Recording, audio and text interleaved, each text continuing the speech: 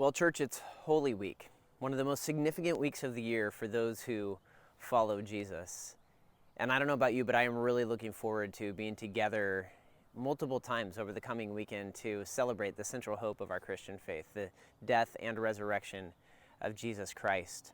So I want to remind you, we are going to be gathering on Friday evening at 7 p.m. for a Good Friday service. We'll be joined by friends from Christ Presbyterian Church, and we want to encourage you to come, ready to encounter the death of Jesus as the payment for our sins. This just under 1 hour service will provide us a time to remember and to reflect and to prepare us to gather then 2 days later on Easter Sunday to celebrate Jesus' victory over the grave. Many of you have already registered for Easter services. Thank you for doing that. That's been very helpful for us. If you haven't yet had a chance to register and you don't anticipate you're going to get a chance to do so, that's fine. We would love to see you anyway. Bring friends, bring neighbors.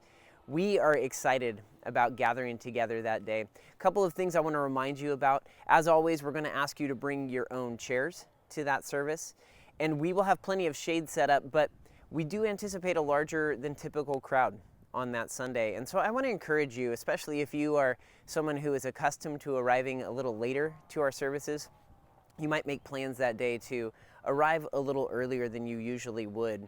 We do have a tight turnaround time between our services, but if you wait to arrive close to the start of service, you might find that you are further back in seating than you wanted to be. And so I want to encourage you to be on time. The other thing I want to draw your attention to on Easter Sunday morning, when you're coming up Cieneguitas, we're going to ask you to turn left on Calle Caridad and use the lower entrance to parking lot B, both for entry and exit that day.